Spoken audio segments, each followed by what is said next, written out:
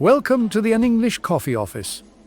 Today is Saturday, February 28, and like every morning, David and Alex are at the coffee machine. Morning, Alex. You look like you need that caffeine hit as much as I do. Good morning, David. You have no idea. My inbox is already a disaster zone, and it is not even 9 a.m. Tell me about it. I have been putting out fires since I logged in. But hey, at least the machine is actually working today. Small miracles, right? I will take what I can get. So, did you catch the headlines this week? The world is changing fast while we are stuck in spreadsheets. I try to stay updated. It helps me pretend I have a life outside of this project. I saw something in the Wall Street Journal on Feb 24 that blew my mind. Did you see the piece about the ECB? The European Central Bank?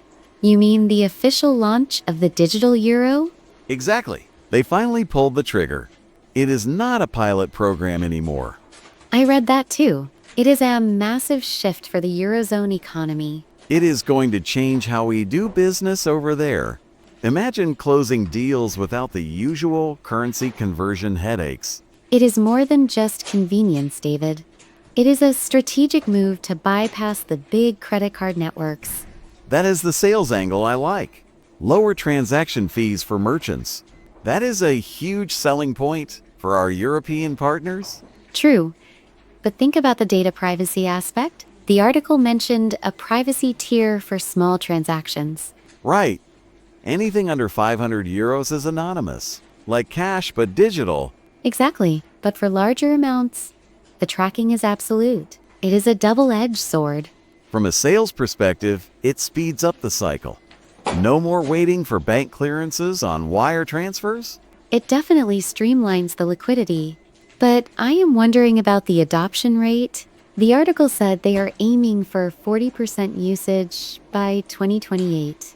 That is ambitious, but if they incentivize it right, people will switch. People follow the path of least resistance. And the path of least fees. Precisely. Speaking of changing landscapes, did you see the tech news on CNN? The one from Feb 26? Yeah, the biocrete breakthrough in Chicago. Oh, the living concrete skyscrapers? That was fascinating. Fascinating. It is wild. A building that actually grows its own insulation. It is not just insulation, David. It is about carbon capture. The article said this new material absorbs CO2 at 10 times the rate of a forest. That is a marketing dream. Buy a condo, save the planet.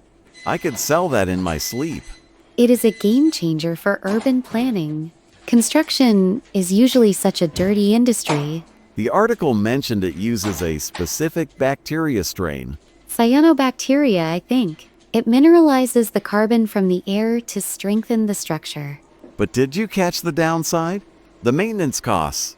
Yeah, the nutrient misting system. You have to feed the building every 2 weeks. Imagine that HOA fee. Sorry, rent is up, the walls are hungry. It is a valid concern, but for a project manager, it is a nightmare of logistics. You are introducing biological variables into structural engineering. High risk, high reward. The article said the first tower in Chicago is already approved. Breaking ground in late 2026. I will be watching that timeline closely. If it works, every corporate HQ will want one. It is the ultimate green signal. Or just expensive greenwashing if the bacteria die off. You are always the realist, Alex. Someone has to be. While you are selling the dream, I have to build the reality. Fair enough. But hey, shifting gears to something a bit more human, did you see the Boston Globe article on Feb 25? Regarding the Ivy League schools? Yeah, the Portfolio over Scores initiative. That was a huge cultural shockwave. All 8 Ivies dropping the SAT and ACT requirements permanently. Permanently, not just optional. Gone. It is a complete overhaul of the meritocracy myth. My sister is freaking out. Her kid is 15 and has been prepping for the SATs for 2 years. I bet, but the article made a strong point about AI. That standardized tests are obsolete in the age of AI tutors. No, that the new admissions process relies on creative portfolios. They want to see problem solving, not memory. But here is the kicker. How do they know the kid did the portfolio? That is the $1,000 question. The article mentioned mandatory in-person defense interviews. Like a PhD defense, but for an 18-year-old. Exactly. It forces students to articulate their process. I actually like it.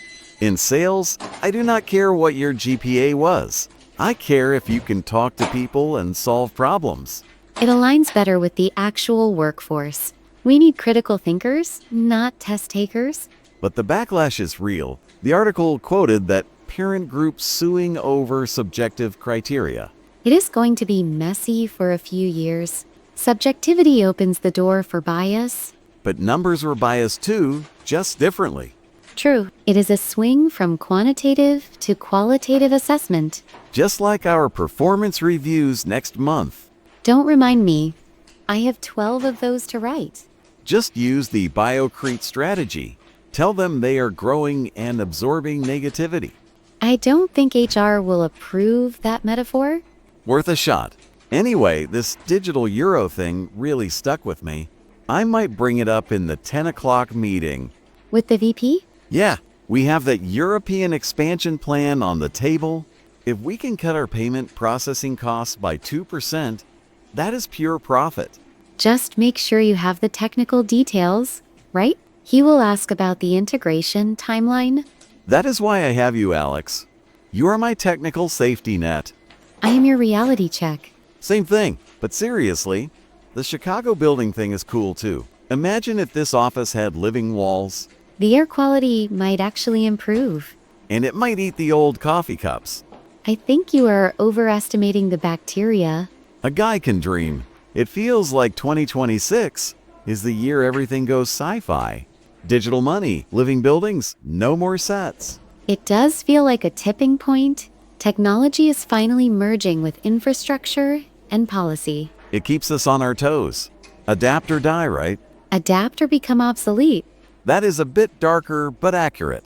It is the project manager in me, always looking at the critical path. Well, my critical path leads to my desk. I have 50 calls to make before lunch. And I have a Gantt chart that is currently bleeding red. Sounds fun. Let's catch up later? Sure, maybe after the 2 p.m. status update. If we survive it. We always do. True. All right, have a good one, Alex. You too, David. Time to get to work. Don't forget to subscribe and practice your English every day. You'll see how it just keeps getting better and better. See you tomorrow. Hope you have a fantastic day.